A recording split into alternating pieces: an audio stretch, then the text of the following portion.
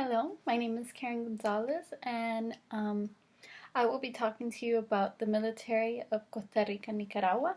I picked these two countries because my mom is actually Costa Rican and my dad's Nicaraguense, so they kind of helped me in writing this paper. So I'm not the best in presentation, so I felt like it would be just better for you and for me, mostly for me, to just record myself reading the paper. And it'll be easy for you because you don't have to read it later on. So, in the paper, I would start off. Also sorry for my background. This is my office in my house, and that's my backyard. So, yes, let's begin. So, as the 20th century approaches, the countries of Central America have done an extreme transformation since the previous decade. Costa Rica was the only democracy in the beginning of 1980. Yet in 1990, for the first time in their collective history, all 5 of the Central American countries were governed by civilian presidents that assumed office by the result of elections. All 5 countries have also went through a rotation in power. In all 5 countries, the president of one party has voluntarily relinquished power to an elective successor of a rival party. Even more notable, 3 of the countries of the region, Nicaragua, El Salvador, and Guatemala, have been prominent states of armed conflict, have been accomplishing efforts towards national reconciliation by 1994. These are the great strides in Central America, not because it occurred in such a short amount of time, but because it occurred in some of the continent's poorest countries. Central America has an extensive history. Important to its history comes the military, which has been a central force in Latin American politics. In fact, in some countries in Central America were actually ruled by military leaders. The armed forces were often the ultimate arbiter in crisis situation. In this literature, I do a comparison on 2 Central American countries and their military. I will focus my research on Costa Rica and Nicaragua and how their militaries were affected after democracy. I would explain both countries' history and their transition into democracy. How has the military in these 2 countries impacted their politics? In 1999, Costa Rican Tourism Institute declared Costa Rica as a land of marvels. For many years, Costa Rica has been known as the Switzerland of Central America, and has recently, by Time Magazine report, as a tropical Shangri-La. You can't say that word. It has hailed as a democratic oasis on the continent filled with dictatorship and revolution. The country is a mecca of deforestation and urban blight. Many writers have named this tiny country as the land of peace, hard work, and progress. When Mexico became independent from Spain in 1821, Costa Rica and other parts of Central America joined the short-lived Mexican Empire. By 1823, the creation of the United Provinces of Central America were created with the help of Costa Rica. However, the disenchanted with the strife in the other 4 countries of the Federation served its ties in 1838. Patterns of isolation became very similar like the ones during the colonial period, and the Costa Ricans showed very little interest in trying to revive the Federation, not until Costa Rica joined the Central American Common Market in 1962, which we learned in class. Leaders in Costa Rica soon realized that Costa Rica's land were ideal for coffee cultivation. Thus, the country started to promote coffee planting in the common market. Shortly after, during the 1840s, coffee was being carried into Pacific ports to ship bound for Europe. This trade triggered British investment, and Costa Rica reached a comparative advantage over other Latin American countries for their coffee farms. Costa Rica's exclusiveness did not save it from foreign troubles, however. In 1825, the province of Guanacaste separated from Nicaragua and joined Costa Rica that led to a bounty issue that lasted until 1896. Another issue developed when William Walker and his band of filibusters took over Nicaragua in 1856, threatening all of Central America. Troops from Costa Rica participated in a coalition that forced Walker out of the region. For 12 years during 1870 until 1882, Costa Rica was ruled by a military general, General Tomás Guardia. He became the movement for Costa Rica to have material progress. His government curtailed liberty and added to the debt, but also increased coffee and sugar exports as well as a widespread construction of schools. General Guardia's constitution actually remained in effect until 1949. In 1899, Costa Rica joined the United Fruit Company, which is now Chiquita Banana, when the demand for banana became greater than coffee. Costa Rican was to be famed throughout Latin America in 1889 with the election of President José Joaquín Rodríguez, in what was considered the first entirely free and honest election in all of Central America. However, these entirely free and honest elections were about to change. In 1913, the country held an election under direct suffrage in which no candidate won a majority, and the Legislative Assembly chose Alfredo Gonzalez Flores as president. He's not my uncle. Displeased with President Gonzalez's tax reforms, Hernán Federico Tónico Gandados led one of the country's few coups. Tinoco's erratic behavior soon cost him his popularity among the natives. Tinoco resigned on 1999 because the U.S. government refused to recognize his regime and revolts. A literacy test for voters was adopted in 1920 and a secret ballot in 1925. Costa Rica's president, Rafael Ángel Calderón Guardia, formed a political coalition consisting of members of the Communist Popular Vanguard Party and the Catholic Church to bring improvement to workers' conditions and Social Security. Some natives thought the coalition went too far when Guardia tried to prevent the seating of President Otilio Ulate, or Ulate. I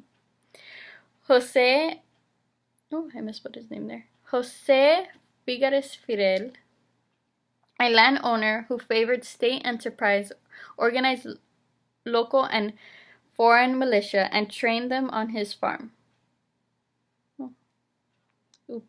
Misspelled in there. His army, which evolved to become the National Liberation Party, had successful rebellions against the government and even sparked a civil war.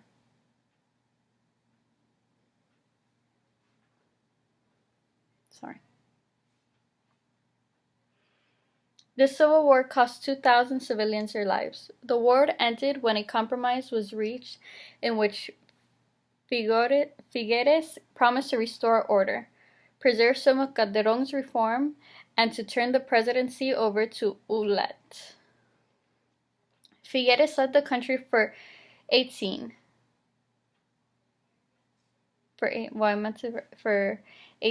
more months is what I meant to write there, and established a new constitution that took place in 1948. The constitution prohibited the establishment or maintenance of any army, established women's suffrage, strengthened the electoral tribunal, that's my dog Vader, abolished institutionalized racism, nationalized the banking system, and gave great powers to the state corporations, known as autonomous agencies. Then, as promised, the government turned over to Ulate. Figueres was then elected twice after, in 1953 and in 1970, establishing his PNL as a dominant group in the Legislative Assembly. With an active military, the country was spending money on guns and supplies that could be used for education. And that is exactly what happened after the constitutional changes. Jose Figueres dedicated the formal military brackets to a future committed to culture, symbolized by handling the keys to the Minister of Education. The citizens of Costa Rica are not happier because they have an improved standard of living with stronger education and medicine budgets. Since Costa Rica does not fund a military, they are able to fund public universities and hospitals. The life expectancy for Costa Rican citizens has increased, and the country now obtains a literacy rate of 96%, the highest of all Latin American countries. All the benefits from education and health gives residents and citizens more chance to enjoy their natural beautiful surroundings, which has been preserved using the budget previously invested in the military. Costa Ricans has maintained its military-free status by not commanding any military units or housing any war weapons. However, the country does maintain alliances with other countries that would assist in the event of war within Costa Rica, such as the United States. In fact, many Nicaraguan troops crossed the border into Costa Rica and attacked its security forces. The shocked Costa Rican government appealed for help. The U.S. delivered $8 million in U.S. military aid, which included light defense weapons such as rifles, mortars, machine guns, and ammunition.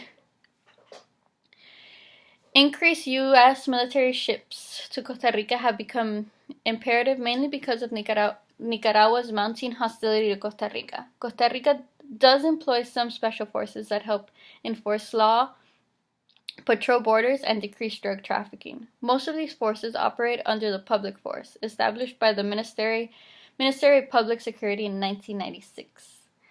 The civilian guard is in place to ensure general public order and safety, so visitors in Costa Rica do not feel endangered while visiting the country. Nicaragua is known for, this is when I transition to Nicaragua. Nicaragua is known for its beaches, volcanoes, colonial towns, coffee, wildlife, and outdoor adventure. This country is also known for having the oldest cities in the Americas, being the second poorest country in the Americas, and had once been under the influence of the United States, that got seriously involved with it to the point of being sued to the International Court of Justice. The Spanish soldier Pedro Arias Davila, as known as Petrajas, led the first expedition to found permanent colonies in what is present-day Nicaragua. Petrajas sent out his kinsman Gonzalez Davila to make his first attempt to conquer Nicaragua in 1522, but was later ambushed by Indians. Petrajas then dispatched Francisco Hernández de Corbola, who founded the city of Granada and León by 1524, established permanent colonization. The Spanish conquest was an annihilation for the indigenous people of Nicaragua. They killed all the Indians that lived there. Poor little Indians. In 3 decades, an estimated Indian population of 1 million I can never say this word, but I know. Plummeted decreased, in other words, to a few thousand. Few were killed in welfare. In fact, most of the indigenous people died from Old World disease or were sold into slavery into New World Spanish colonies. Nicaragua had now become a backwater of the Spanish Empire. Granada and León emerged as competing cities of power. The cities divert their income from architecture and trade with Spain, using the river of San Juan as its transportation to the coast. Sorry.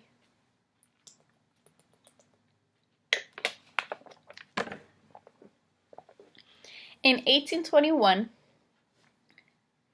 León rejected the Guatemala Declaration of Independence from Spain, yet Granada approved of it. Both accepted its union with Mexico in 1822 to 1823, but they fought each other until 1826, when Nicaragua placed itself among other Central American countries in joining the United Provinces of Central America, how Costa Rica did. In 1856, William Walker, how we talked about previously, an American who made himself president of Nicaragua, was later routed a year later by the efforts of the 5 Central American republics and the Transit Company. Conservatives later ruled Nicaragua by bringing peace but very little democracy to the country. In 1857, a compromise was made between Granada and León, in which they agreed to make Managua the new capital of Nicaragua. During 1893 to 1909, José Santos Zelaya, though a dictatorship, was the new liberal president of Nicaragua. He promoted schemes for Central America reunification and refused to grant the United States canal building rights on certain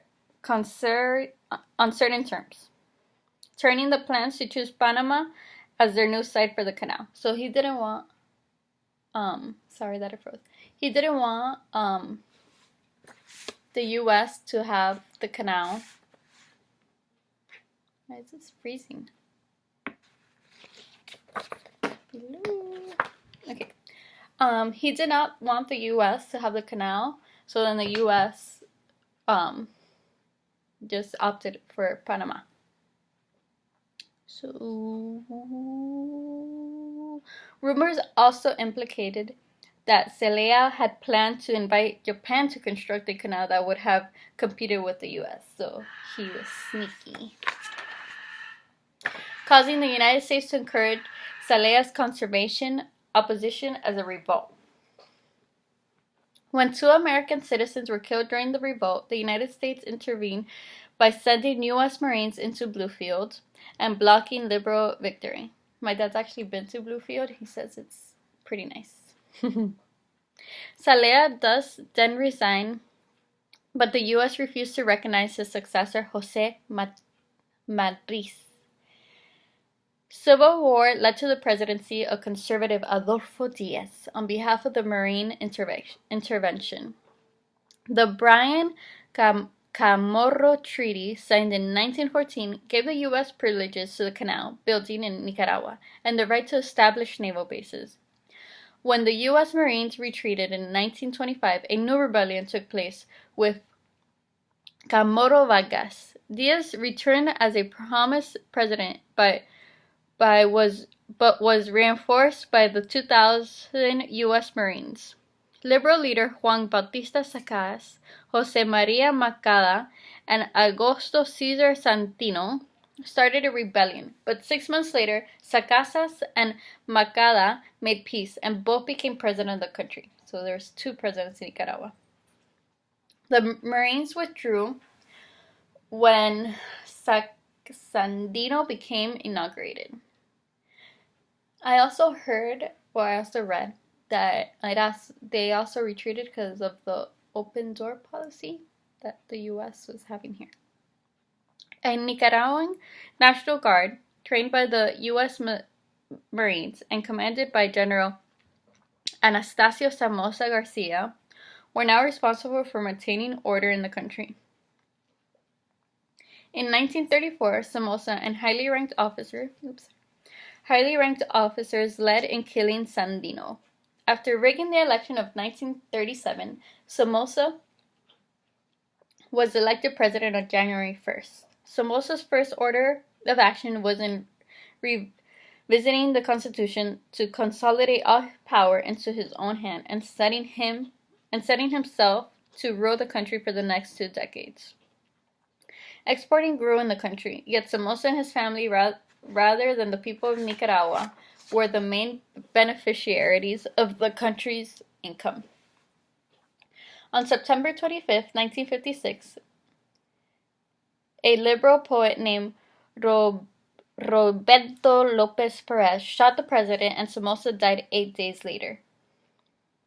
Right after, Congress gave Luis Somoza de Valles his father's position, and in February 1957, he was dubiously elected to his own term.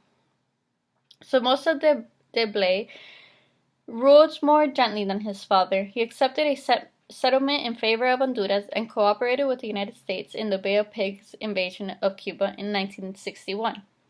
In 1961, however, three Maxinists founded the guerrilla group Sandinistas National Liberation Front in opposition to the regime.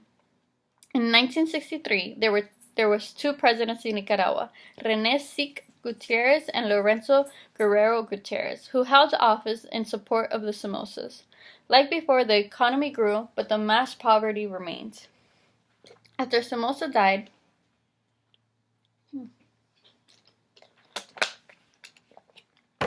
now I know why you always drink water. After Luis Somoza died in 1967, his brother Anastasio Somoza de Ballet won another rigged election, and the Bryan-Camaro Treaty was obliterated. The one that allowed the United States to do the canal was now gone. Somoza also took charge of making himself the head of the National Emergency Committee and profited himself privately from the international aid programs. In December of 1974, the Sandinista group set up a kidnapping of Somoza's elite for ransom. In response, the regime took on a 2.5-year counter-insurgency effort that led to thousands of people dead and the death of Carlos Fonseca. On August 22nd, the Sandinistas took over the National Palace, having 1,000 hostages for 2 days, winning most of the demands. City after city fell to the insurgents, backed by tens of thousands of local civilian combatants. On July 17, Somoza resigned and left the country. The Sandinistas entered Managua and took control. The new government took over a country of ruins because there was like 500,000 people that were homeless. Like, the economy was like, excuse my French, to shit when they took over. Shortly after the Sandinistas took power, they became restricting certain freedoms and taking away private property. So the people that did have like property that weren't homeless were now homeless. The United States feared the Sandinista revolution was a movement towards communism. In response to the Sandinista government action, President Ronald Reagan began to provide recruitment, training, and arming of Nicaraguan counter-revolutionaries who would engage in irregular military operation against the Sandinista regime. These counter-revolutionaries became known as Contras. And established bases at the border of Honduras and Costa Rica.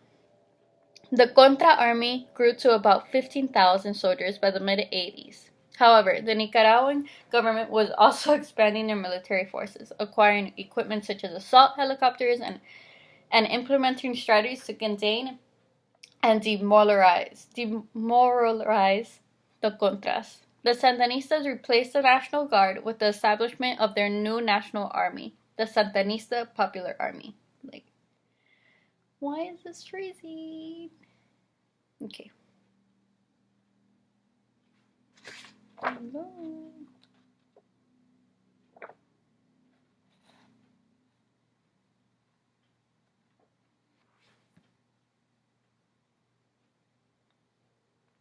Okay. The Sandinista Popular Army and Police Force. And the police force, which was called the Sandinista Police. These two new establishments were controlled by Sandinistas, but trained by personnel from Cuba, Eastern Europe, and the Soviet Union. So the Russians were like training all these people. With the help of Cuba and the Soviet Union, the Sandinista Popular Army, EPS, grew to the largest and best equipped army in all of Central America. By the mid-80s, they grew to be about 80,000 soldiers. Yeah. In 1987, after intense international efforts to end the Civil War, and bringing democracy to the country, a regional peace agreement was signed between the Sandinista government and the Contras. This moved the focus of the Nicaraguan conflict of the military to politics. So now everyone was like going crazy with politics. The 1990 elections was won by Violeta Barrios de Chamorro.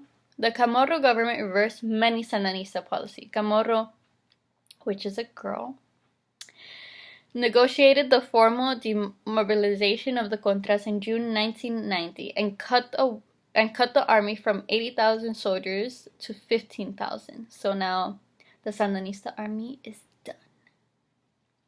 In 1994, she could obtain the resignation of General Humberto Ortega, brother of Daniel Ortega, and chief of the army during the Sandinista regime. His departure brought greater civilian control of the military and increased its stability. That was my reference. And stability. In 1995, an amendment to the Constitution helped stabilize and democratize the army, which was renamed the Army of Nicaragua.